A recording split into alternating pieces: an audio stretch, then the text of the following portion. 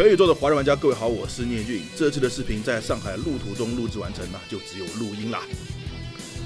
说到真女神转身国内玩家更熟悉的恐怕是她的衍生作《女神异闻录》，尤其是在 P5 提价第一之后这种情况已经不是国行独占的了。就算在日本玩过异闻录系列，但没玩过真女的玩家也越来越多。正传的风头抢不过衍生，造成这种现象的原因有很多：平台策略、作品间隔、发售时期、人群定位，以及九剑提督的诱惑等等。别看这次移植的真女神转身3是 PS2 的游戏，但它依旧是明年真5出来前，目前能玩到采用全 3D 且画质最好的正统作品。不过，即便抛开时代因素，从市场的角度来说，真女神转身自身硬核怪异，相比同时代游戏不愿意妥协的难度、黑暗的画风和比较挑人的故事基调，也注定它不是能被大众轻易接受的 IP 事实上，真女神转身这个名号也不是它的起点，这个 IP 最早来自于西谷史的系列小说《数码恶魔物语》。80年代，人家早就意识到了，想要火就得德智体美劳全面骗钱。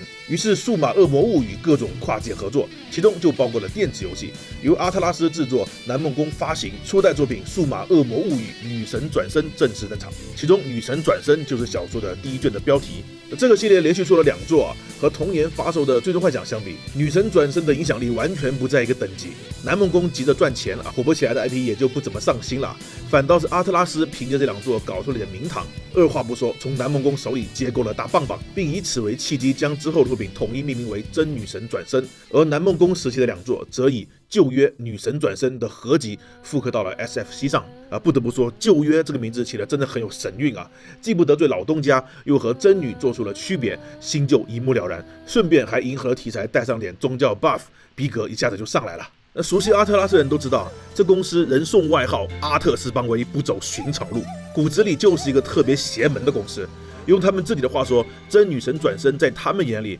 就是做别人做不了的游戏确实，当时的真女还真不是谁都做得来的。首先选题上，真女就是反潮流、反王道的。当时的 JRPG 不，准确来说，直到现在，大部分 JRPG 依旧深受龙与剑的幻想风影响。日式的中二混血和欧美的宝剑恶龙共同组成了我们口中的王道，其影响之深，以至于到现在都很少有人质疑，为什么动漫、电影、游戏的主角操这口流利的日语，却生活在一个满是欧洲建筑的古代世界这些东西已经刻入了日本的主流文化。相对的，真女神转身选择的却是一个类似于魔幻版的日本废土的定位。故事大多以东京为舞台，然后一定会发生一些导致世界毁灭的事件，最后变成了一个充满恶魔的人间地狱，而玩家则要在这个绝望而疯狂的世界里，面对不同阵营、不同思想、不同目的的人与恶魔，找到自己的生存之道。剧情看似魔幻，实则写实的让人背脊发凉，充满了对人性的赤裸刻画。游戏本身也没有明确的善恶之分，因为故事的核心卖点就是玩家如何决定自己的信仰，并根据这个信仰选择与谁为敌，并触发不同的结局。所以玩家看似是拯救世界的勇者，但最终的结果在不同人眼里也是天使和恶魔的区别。这样的题材如今看来可能没啥问题，但在幻想风有着绝对统治地位的90年代，想做可以火可以赚钱的 RPG幻想风就是游戏界的主流选择。没有遵从这个时代秩序的真女神转身，不光题材反潮流，故事基调也明显偏向成人。比如真女伊里，游戏一上来就在公园发生了神秘的碎尸案，广场的大屏幕上舞蹈宣讲着复苏军国主义的发言。恶魔装扮的医生勾结警察，在嫌犯身上大搞人体改造，好不容易大难不死结果一进家门却又绝望的发现，早上还好好的母亲已经沦为了恶魔的食物。其他游戏大多都会回避尖锐的话题，而真女系列却可以毫无忌惮的抛在玩家面前。其中更不乏对现实社会的深刻反思。真女2里主张遵守秩序的弥赛亚教派，他们所建立的栖身之地，看似平和有序的外表之下，其实是把人按照不同等级划分的集权统治。外面是满是恶魔的乱世，里面是被剥夺自由、扭曲价值观、身居牢笼的虚伪和平，究竟哪里更像是地狱呢？披着魔幻主义的外衣，讲述现实主义的残酷，真女系列的作风现在看来都很大胆。其不同于传统 JRPG 的一大特征，就是让玩家体验到日常生活在自己面前崩塌，却又无力扭转大局的绝望。这种看着世界的秩序陷入混乱的恐惧，和怀揣着这份恐惧的同时，意识到自己居然还有点兴奋与期待的背德感，是真女神转生系列最让人上瘾的部分之一。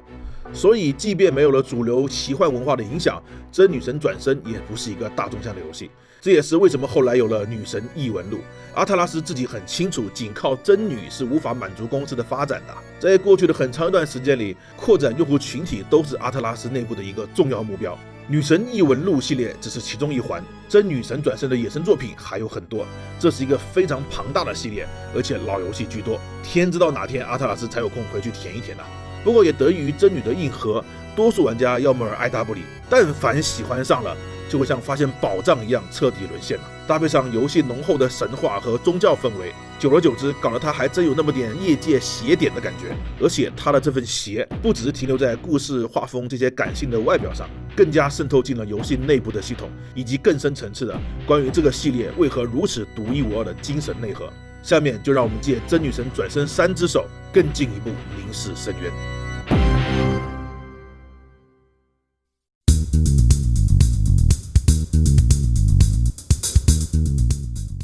真女神转生3虽然名字里有个3，但2代和3代间隔的8年时间里，诞生了很多外传和衍生游戏。但毕竟真女神转生才是公司的花魁啊，副业再旺也不能忘本。真女3不仅意味着动用最高规格的制作团队，同时也是他们总结过去、步入未来的桥梁。所以，无论是名字后面彰显正统的数字，还是从展现公司愿景的角度来说，真女神转生3都是毫无疑问的重磅。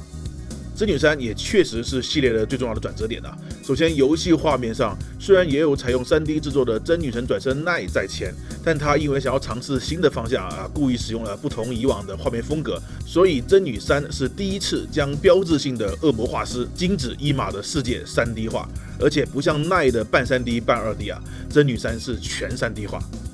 金子一马的风格对于玩惯了 P5 这个派系的玩家来说呢，可能不是人人都会喜欢的，但对真女神转生系列来说，金子一马的价值就是无法估量的。可以说，金女系列如今的成就有一半要归功于这个男人。他所创造的那些极具辨识度、个人风格强烈的恶魔与角色，在游戏史上是不可多得的文化宝藏啊！不只是玩家喜欢，甚至于阿特拉斯的很多员工都是因为惊叹于金子一马的设计而慕名而来的。即便现在他已经退出了一线多年不再担当主美，但他设计的那些恶魔形象却依旧活跃在真女以及他的众多衍生品之中。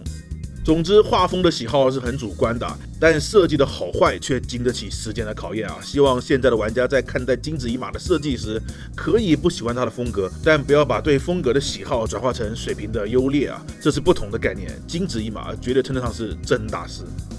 那说回游戏，金子一马主笔的真女神转生3，阿特拉斯也是给足了面子，全力支持。要知道，大部分情况下都是美术为游戏的需求做妥协，但真女3的开发目标却是最大程度的还原金子一马的原画效果。开发团队花了很大力气来调整角色的渲染方式。本作应该是早期游戏里比较少见的不会让人觉得设定和实际画面差距悬殊的游戏。特别是其优秀的恶魔建模，导致这套模组之后修补用了好久。果然是良心偶尔有，划水永流传啊。但本作除了画面，战斗系统绝对是一大革新。玩过 P5 的应该都对那套击中了弱点就能再行动一次的 One More 印象深刻。这套系统的最早的原型就是真女3，而且真女3的追击回合系统对策略的要求更高。在 P5 里角色的行动值是独立的，但真女3的行动值是按照团队来计算的，4人上场，每回合默认就4个行动点，但是如果 miss 或者击中对方的无效属性，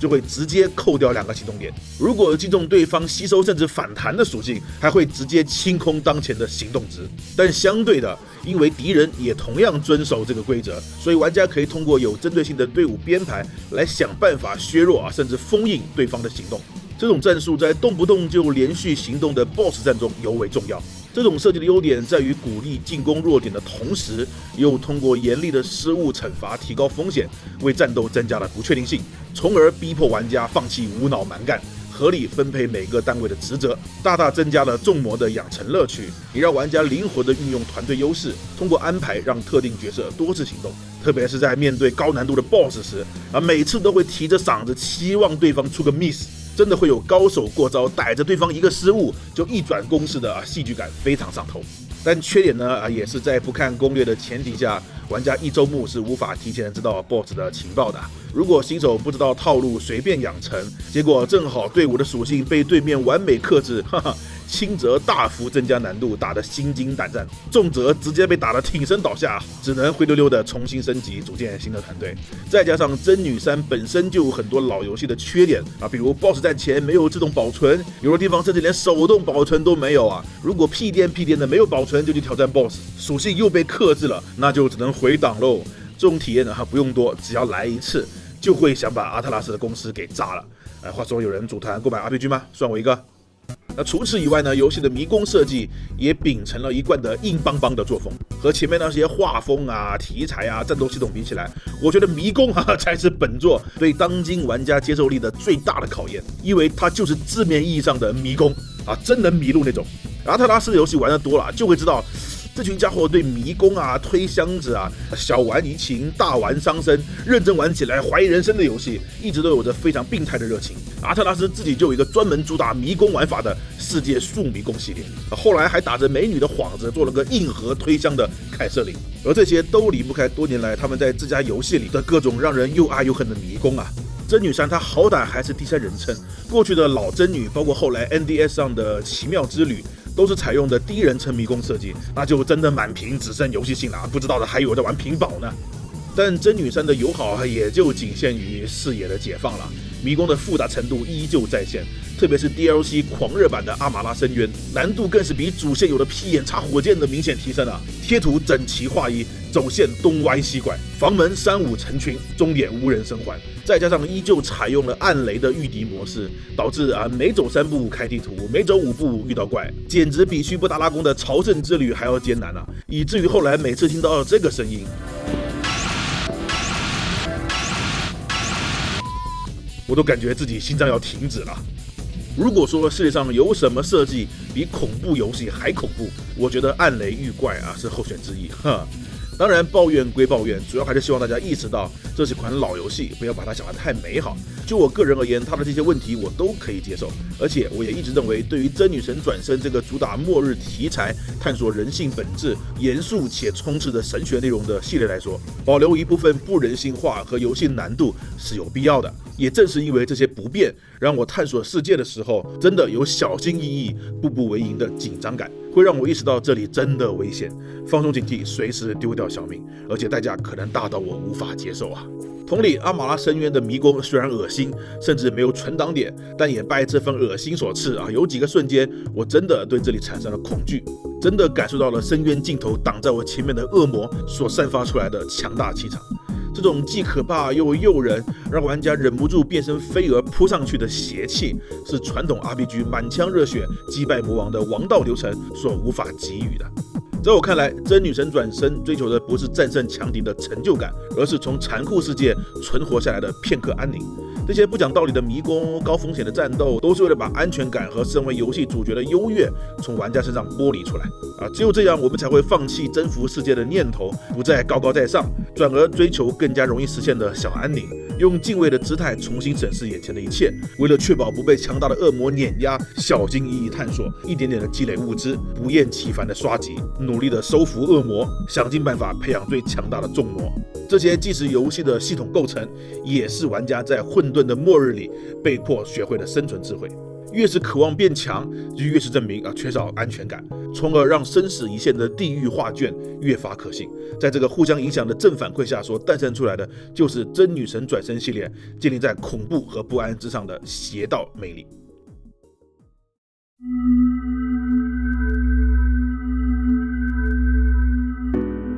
最后收起嘻嘻哈哈的态度，聊一聊我对这个游戏的解读。秩序与混沌是真女神转生的故事永远绕不开的话题。过去总结 P5 的时候，我说过，它的内核是描述不同时代人们的成长和青春，是向内的关乎内心世界的故事。而真女神转生的秩序与混沌的背后，想要表达的则正好相反，是褪去幻想的保护色，脱离个体，把每个人普世化之后，以更现实的角度去观察人与社会的故事。当然，光这么说还是太空洞了。为了更好的理解，我们不妨从这两个作品都有了一个东西入手——恶魔。对 P5 来说，恶魔是人格面具，它是每个人内心世界的载体。内心强大，人格面具就强大。而敌人则是负面的、邪恶的情绪的表现。所以在 P5 里，主角并不会管敌人叫恶魔，而是称作 Shadow。但真女神转生就不同了，这里的恶魔是字面意义上千百年间人类文明里不同国家、不同种族口口相传、宗教信仰等等各种手段流传至今的传说、神话、怪谈的集合体。我们常说信则灵，不信则无。这些恶魔承载的同样是不同社会群体的美好的、邪恶的、卑微的，又或者超前的思维。他们和人格面具的本质区别有两个。第一个，从属关系。P5 是我的内心决定我的人格面具，我甚至可以通过改变自己来感染别人。但真女中，恶魔是群体思想的体现，与个人无关就好比我不信耶稣，但动摇不了世上有这么个形象的存在。同理，在真女神转生3的世界里，也会有各种势力怀揣不同的理念，他们所代表的不是个人，而是群体思想。有厌倦了人类无止境的斗争，否定了所有欲望和情感，向往绝对寂静的冰川；有主张力量至上，消灭懦弱，打造一个只有强者才有资格生存的世界的菊千金；也有拒绝和他人扯上关系，认为人与人不应该互相干涉，只要活在自己世界里就好的新田勇。然而，不管玩家多么的不同意他们的看法，如何与他们为敌，唯有一点自始至终都没有变过：游戏里出现的每一个阵营、每个角色都绝对不会抛弃自己的信仰。这一点和 P5 或者说和绝大部分游戏的利益都有所不同了。这就是来自于他们之间第二个本质区别：真女神转生没有善恶的概念注意，不是很多游戏里可以选择善恶，也不是巫师系列那种善恶交织在一起，而是根本没有善恶之分。P5 的玩法就是进入迷宫，找到别人内心的宝藏，发出预告，战胜对方，从而实现改心，让反派洗心革面，重新做人。那其实改心这个行为就已经默认了我是对的，他是错的，正义终将战胜邪恶虽然这也没啥问题，但现实世界并没有那么黑白分明。我们不是游戏主角，没有超能力，个人在群体面前并不能改变什么。正如在真女神转生3的世界里，对抗各个阵营，就算拥有再强的力量，也无法让他们为自己倒戈。这难道不正是日常生活中个人在面对社会大众最真实的写照吗？真女系列坚持用灾后末日作为背景，就是为了方便玩家摘掉世俗的眼镜，不要再用传统的道德观去衡量对错。这一点上，真女神转生3做得尤为彻底。其他作品好歹是灾后世界硬说的话多多少少还是有点身为人的底线但真女3则是直接东京受胎，玩完了毁灭了，没得救了。人类除了剧情需要的几个，其他全部死完了，包括主角自己也已经被转生成了恶魔不做人了。也就是说，这款游戏从一开始就没有拯救世界这一说，因为世界已经终结。故事通篇讨论的是，在世界毁灭之后，究竟应该遵从谁的理念，创造一个什么样的新世界？那这就有意思了。世界的毁灭让玩家丢掉了社会的包袱，转身为恶魔又让我们不用顾及道德底线。在一个没有人会对我们说三道四的世界里，善恶对错就没有意义了。玩家终于有了一次从另一个角度去看待过去那些天经地义的准则的机会。而且不同于其他 RPG 随着冒险会获得新的伙伴，真女神转生3里玩家自始至终都是孤独一人，不光没有任何人类队友，还要眼睁睁地看着幸存下来的朋友一点点失去人性，甚至反目成仇。可以说剧情越是发展，玩家就越孤独，主角所代表的个人和不同创世理念所代表的社会群体的对立也就越发的突出，而这又会进一步的激发玩家对不同理念意义的思考。不过，让玩家开始思考，并不是为了得到答案，相反的，游戏一直在回避标准答案的出现。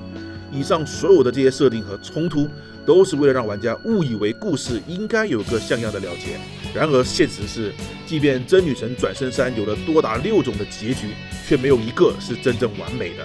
游戏尤其没有对不同的创世理念的好坏做出评价，哪怕是那些看似疯狂的派系最终结果也可能意外的可以接受甚至会颠覆自己过去对它的看法。玩家可能会反而有一种早知道是这样，我还纠结个啥的释怀感，而这恰恰就是游戏想要的。真女神转生3的真正目的，就是希望玩家在这个必须选择却又根本没有正确答案的矛盾过程中，学会接受恶魔，接受有些东西是无法用简单的对错来归类，接受光明也需要黑暗来做支撑。憎恶社会或者抱怨别人解决不了问题，与其一味的怨天怨地，不如把目光放在恶魔的诞生的原因上。恶魔并不可怕，可怕的是忽视恶魔。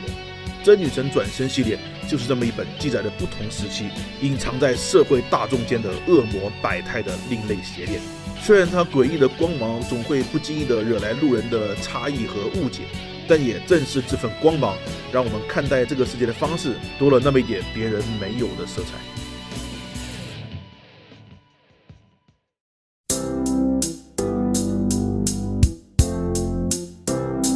即便是在行业如此开放、如此多元的当下，真女神转生系列也依旧是一个非常特殊、散发着与其他游戏截然不同味道的作品。考虑到系列的传奇人物金子一马如今已经不再担任续作的主美了，最原生的真女神转生加金子一马的黄金组合，那不出意外以后是不会出现了。且真女3本身也确实是整个系列中非常优秀，带来了众多突破的变革之作，在系列粉丝中有着很高的声誉。再加上这款游戏自2003年发售于 PS2 平台以来，一直都未曾推出过复刻和移植，很多人想玩都玩不到。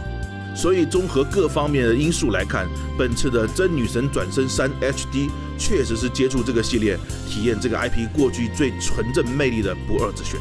但是注意我的用词是过去的魅力，请大家千万不要忘记，这是一款 PS2 的游戏。无论是旧时代的各种不够人性化的设定，还是真女本身就偏难的游戏定位，都让本作有着不小的入门门槛。玩不惯核心向的 RPG， 或者单纯因为喜欢 P5 就对本作产生兴趣的玩家，务必先权衡好自己的接受能力最后，如果决定买了我也提醒一下，游戏的港版对应的是真女3的原版，后来推出的加强版也就是阿玛拉深渊和但丁的内容，需要另外购买 DLC。说实话，作为一个老游戏，加强版的内容居然还要花钱阿特拉斯，你这糟老头子是真的不厚道但是如果真的想玩加强版，也一定要一开始就买好，用加强版模式开存档，否则游戏中是不能改的。OK，Game 可以存在，我是聂俊，我们下期再见。